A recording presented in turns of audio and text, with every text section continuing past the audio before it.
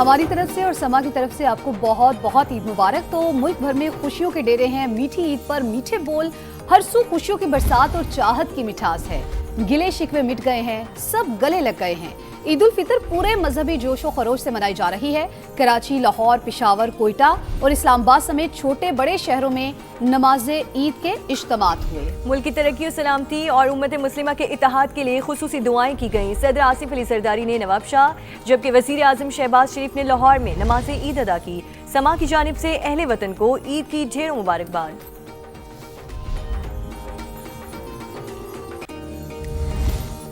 पाकिस्तान की तरक्की, इससे काम और खुशहाली सबकी मुश्तरका जिम्मेदारी है। मिलकर इंसाफ और पायदार अमन को फ़रोग़ दें, मुल्क को खुशहाली की राह पर गामज़न करने में किरदार अदा करें। सदर मुमलिकत और वज़ीर आज़म का ईद पर कौम के नाम पैगाम। फील्ड मार्शल सैयद आसिम मुनीर समेत अस्करी क़यादत की भी कौम को ईद उल फितर की मुबारकबाद। कहा, फ़ौज पाकिस्तान की ईद की असल रूह वतन अजीज़ की खिदमत और दिफा है।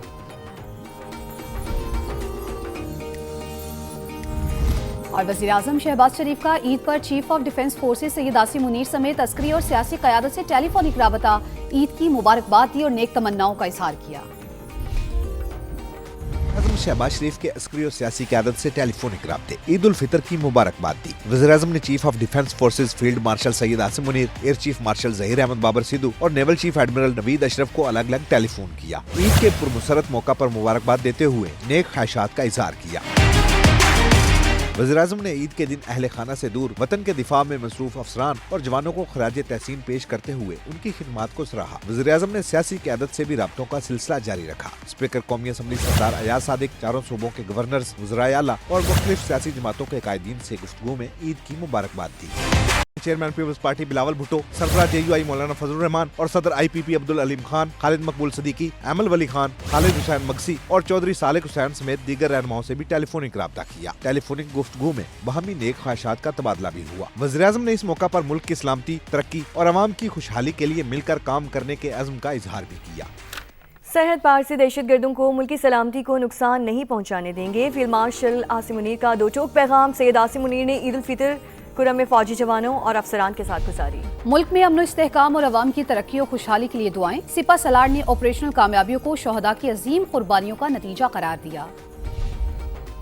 अफगान सरजमीन पाकिस्तान के खिलाफ इस्तेमाल नहीं होनी चाहिए। किसी को मुल्क की सलामती को नुकसान पहुंचाने नहीं देंगे। फील्ड मार्शल का तालिबान रजीम को दो टोक पैगाम। सैयद आसिम मुनीर का अगले मोर्चों का दौरा। कुरम में पाक अफगान सरहद पर तैनात अफसरों और जवानों के साथ ईद मनाई, गले लगाकर मुबारकबाद दी। मुल्क की सलामती और खुशहाली के लिए दुआ। जवानों के पेशा वाराना महारत और बुलंद हौसले की तारीफ। ऑपरेशन गज़ब लिल हक में कामयाबियों पर शाबाश दी। फील्ड मार्शल ने कहा, ऑपरेशन गज़ब लिल हक का मकसद दहशतगर्दों के नेटवर्क का खात्मा और सरहदी इलाकों में देरपा अमन यकीनी बनाना है। पाकिस्तान इलाकाई अमन इस्तेहकाम के लिए पुरअज़्म है। चीफ ऑफ डिफेंस फोर्सेस ने ऑपरेशनल कामयाबियों को शोहदा की अजीम कुर्बानियों का नतीजा करार दिया।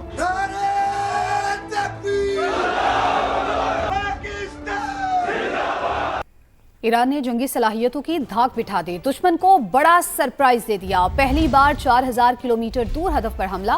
बहरे हिंद में डियागो गार्शिया जजीरे पर अमेरिका और बरतानिया के मुश्तरका अड्डे पर बैलिस्टिक मिसाइल दाग दिए। ईरान की जानिब से इसराइल पर भी मिसाइलों की बरसात। वस्ती इसराइल में ईरानी मिसाइल हदफ पर लग गए। कई इमारतें तबाह हो गईं। ईरान ने इसराइल का F-16 तैयारे को हिट करने का दावा भी कर दिया है। उधर अरब अमारात ने मजीद मिसाइल और ड्रोन्स मार गिराने का दावा भी किया है।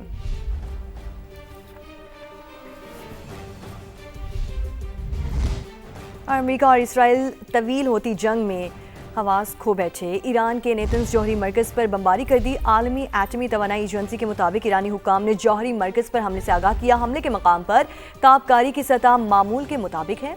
अमेरिका और इसराइल ने तेहरान में भी मुतादिद मकामात पर बमबारी की। कई रिहायशी इमारतें निशाना बनी। शिमाली शहर रामसर में एक बच्चा वालिदैन समेत शहीद हो गया। ईरान में ईद के रोज़ भी जनाजे उठते रहे। तमाम शहरों में ईद के बड़े बड़े इज्तिमात हुए। नमाज ईद के बाद शोहदा की नमाज जनाजा अदा की गई। अमेरिकी सदर डोनाल्ड ट्रंप ने ईरान के खिलाफ जंग खत्म करने का इंदिया दे दिया है। सोशल मीडिया पर जारी पैगाम में कहा है कि हम अपने मकासद के हसूल के बहुत करीब पहुंच चुके हैं। अमेरिका चाहेगा तो इसराइल भी जंग खत्म कर देगा। मशरिक़ वस्ता के इत्तेहादियों को आला तरीन सतह पर तहफ़्फ़ुज़ फराहम करेंगे। सदर ट्रंप ने कहा, आबनाए हुर्मज़ की निगरानी और हिफाजत उन ममालिक को करनी होगी जो इसे इस्तेमाल करते हैं। कहा जाएगा तो उन ममालिक की इस हवाले से मदद भी करेंगे।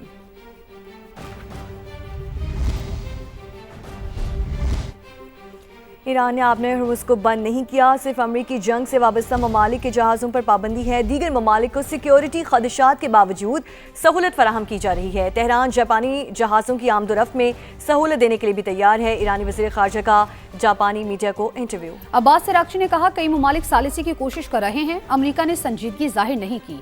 ईरान जंगबंदी नहीं बल्कि जंग का मुकम्मल और मुस्तकिल खात्मा चाहता है।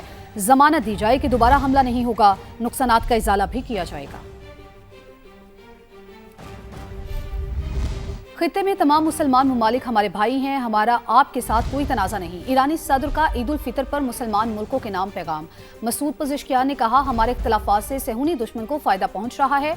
अल्लाह से दुआ है ईद उल फितर हमें मुत्तहिद रहने की ताकत दे। रूसी सदर पुतिन ने ईरानी हम मनसब को ईद और नौरोज़ की मुबारकबाद दी। अपने पैगाम में रूसी सदर ने कहा कि मॉस्को तेहरान का वफादार दोस्त और काबिल एतमाद शराकतदार रहेगा।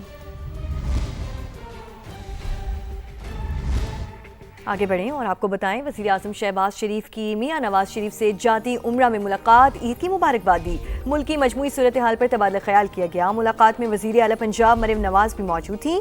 वज़ीर आज़म ने नवाज शरीफ को खित्ते की सूरत हाल और आवाम को पेट्रोल में दिए जाने वाले रिलीफ से मुतालिक आगाह किया। सदर नून लीग ने कहा, आवाम को ज्यादा से ज्यादा रिलीफ देने की कोशिश करें। वज़ीर आज़म और वज़ीर आला पंजाब आवाम की मुश्किलात कम से कम करने के लिए भरपूर इक़दाम जारी रखें। वफाकी वज़ीर इत्तलात अता तारड़ कहते हैं, वज़ीर आज़म ने कहा कि ईद पर अपनी कौम पर बोझ नहीं डाल सकते। हो सकता है आलमी मंडियों में तेल की कीमतें मजीद बढ़ जाएं। कौम मुत्तहिद होकर तेल की बचत के इक़दाम करे। वज़ीर पेट्रोलियम अली परवेज़ मलिक बोले, पूरा खित्ता आग की लपेट में है। ईद के दिन हमारी खुशियाँ मधम हैं। वज़ीर आज़म इस बारे में बड़े फिक्रमंद भी रहे। उन्होंने कहा कि जी हम बिल्कुल किफ़ायत शारी सादगी को अपनाएंगे और अवाम पर बोझ नहीं डलने देंगे। सिर्फ वफाकी हुकूमत ने 69 बिलियन रुपीस दिए हैं अवाम पर बोझ ना डालने के लिए। ये बड़ा मुश्किल था, मगर वज़ीर आज़म साहब ने कहा कि मैं ईद के ऊपर अपनी कौम पर बोझ नहीं डाल सकता। आने वाले दिनों में ये हो सकता है कि आलमी मंडी में मजीद जो है वो तेल की कीमतें ऊपर जाएं। ये बचत अब हमें पूरी कौम को करनी होगी। यकीनन आज इस ईद के दिन हमारी खुशियाँ मधम हैं। वज़ीर आज़म साहब ने जो जुर्रतमंदाना फ़ैसले किए हैं वो बिल्कुल उससे मुख्तलिफ हैं जो इसी किस्म की सूरत हाल में 2022 के अंदर उस वक़्त की हुकूमत मौजूद थी। उसने जिस किस्म से इक़दामात किए थे और बग़ैर किसी तैयारी के मुल्क को दिवालियापन के नहज की तरफ ले गए थे।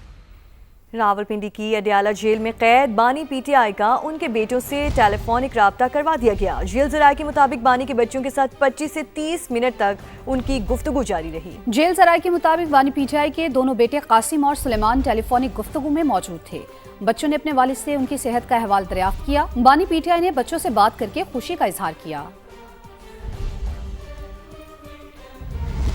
तमाम दरवाजे बंद हो चुके, अब बानी की रिहाई के लिए तहरीक चलाएंगे। चंद रोज में इसका ऐलान कर दिया जाएगा। चेयरमैन पीटीआई बैरिस्टर गौहर ने सड़कों पर आने का बिगुल बजा दिया। कहा, दहशतगर्दी जहां से भी हो उसे रोकना पाकिस्तान का हक है। स्ट्रीट मूवमेंट की जिम्मेदारी सीएम साहब को दी गई है। अब सीएम साहब ने उसके एक हिस्सा का ऐलान किया हुआ है कि इंशाल्लाह ताला हम रिलीज़ के लिए तहरीक चलाएंगे।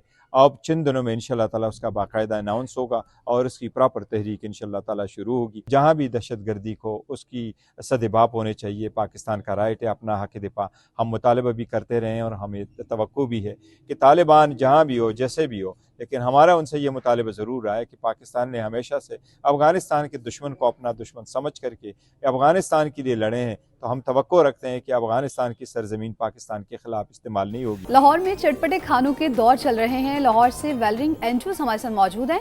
वेलरिंग, लाहौरियों के खाबे तो मशहूर हैं, शहरियों का किस खाने पर ज्यादा जोर चल रहा है, ये जरा बताइए।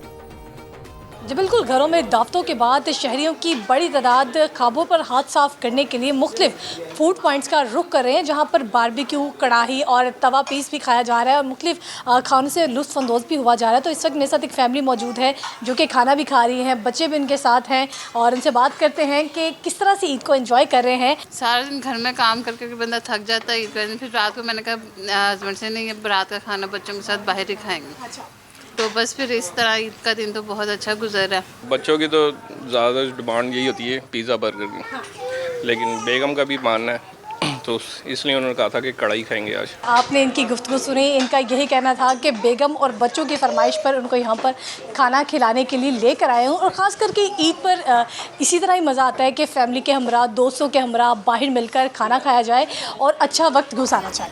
जी बहुत शुक्रिया आपका। इस्लामाबाद का रुख करते हैं तो इस्लामाबाद के शहरी भी मीठी ईद को चटखारेदार बनाने में जुट गए। अलीना शाहिद इस वक्त एक फूड पॉइंट पर मौजूद हैं, उनसे जानते हैं कि ख्वाबों में वहाँ पर क्या चल रहा है।